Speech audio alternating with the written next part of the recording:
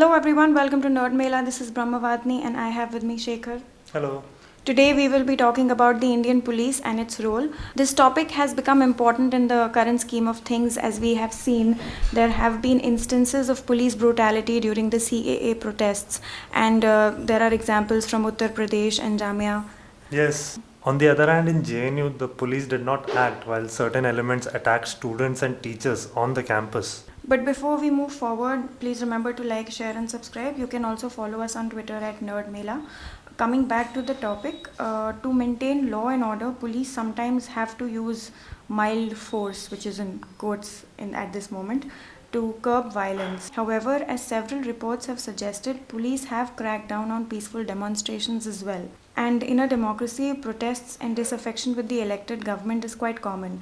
We've seen that it happens everywhere as well, not just in India. This is not limited here. Between the people and the politicians, it is the police whose role is to maintain law and order.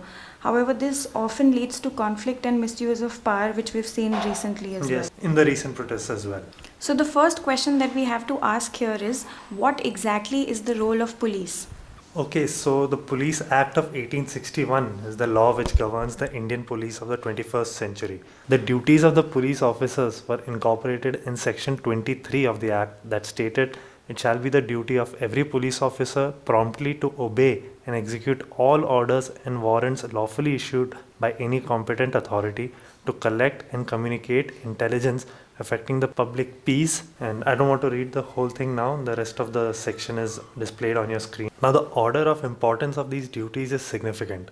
The first thing is to obey orders of superiors and collect intelligence, followed by prevention and detection of offences. Yeah, so in section 23, the more priority is given to following orders rather than prevention and detection of crime. Yeah. Which brings us to the next question, whether the 1861 Police Act is still relevant in a democratic nation like ours. And to answer this question, we have to understand how the act actually came into being. The Police Act of 1861 came in response to the War of Independence. Yes, the design was tailored to sort of suit the British imperial interests after what's known as the First War of Independence, the 1857. Yeah, even then the organizational setup was not conceived to last more than a short period of time. And needless to say, this is not appropriate for an independent democratic nation because, like we mentioned, the design was to subjugate people, and it was after the War of 1857 that this urgent need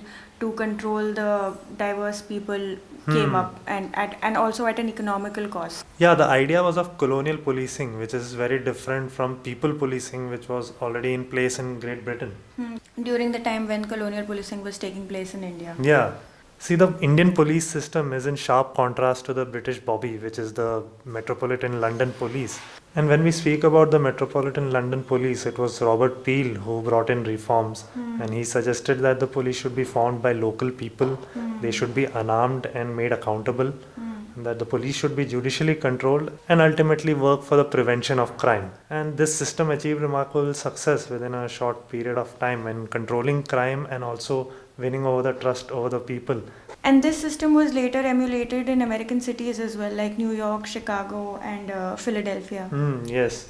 Which brings us to the important part when we are trying to understand the difference between the British system of policing and the one that they used in India, is that the British did not want to extend this system, which is the system on which the Metropolitan London Police was based, into their colonies where the population of Britons were quite less. Yeah. Which is why they developed another model for such regions like the colonies, which was based on the policing system in Ireland. Yeah, and this Irish model was largely militarized, and it was based more on trade and profit considerations rather than the interests of the governed people. Yeah, and as we know that the British Raj was established upon the strength and terror of the police administration, and then it is natural that the British would keep direct control and not make officers accountable to the people as it had done in London. Yeah. And like we mentioned, the duties of the police as per the Police Act is to obey orders and not prevent and detect offences. The 1861 Act. Yes. But one interesting fact of the Police Act is that it does not mention police giving service to the people and working to gain their trust. And this is in sharp contrast to the duties which we saw were in the reorganized Metropolitan Police in England. Yes. So, like we mentioned earlier, that the Police Act came into existence because of as a response to the War of Independence of 1857, and the main aim was to curb dissent or curb such a revolution from happening again. So we understand that that was the basic thought behind it, and the British had brought about other acts as well to sort of enforce this idea. For that, we can take the example of the Arms Act of 1857, which was introduced to disarm the people and prohibit possession of arms without a license. Yeah. And the important thing to note here is that since criminal elements have always possessed illegal arms, this move was actually not to curb criminal activities, but the ability to pose any challenge to the state, which yeah. actually will make us understand that the Police Act was not for the benefit of the people, Yeah. but for the benefit of the State. government, the state. Yeah. And as you mentioned, that the notable features of these acts were meant to, that they were designed in a way that were meant to suppress the people rather than act in accordance with their desires. And even this police system, which was actually made by them, was found unsatisfactory even by the British rulers themselves. Which is why there was a police commission which was appointed by Lord Curzon in 1902. It found that the police is far from efficient, and it is defective in training and organization, it is inadequately supervised, and it is generally regarded as corrupt and oppressive. And despite this, the British made no substantial changes in their system because they were getting what they wanted. Yeah. And this is the policing system that we inherited after independence. And in context of this, it is very important to understand what changes have taken place since independence. Yeah, like we have mentioned, in 1947, India inherited a police organization that was shaped by the British in response to the 1857 war. And after independence, the only political initiative to reform occurred with the appointment of the National Police Commission, the NPC, in 1978. And even that commission's major recommendations have not been accepted by the government. By any government since then. Yes. And the commission in its report pointed out that police performance has fallen much short of the expectations of the public because of being constrained to function under an outmoded and politically more useful system. And it identified politically partisan performance, brutality, corruption, and inefficiency as the clear perceptions of the police institutions in the country. The important part to remember here is that the NPC was formed after the emergency in India. Yeah.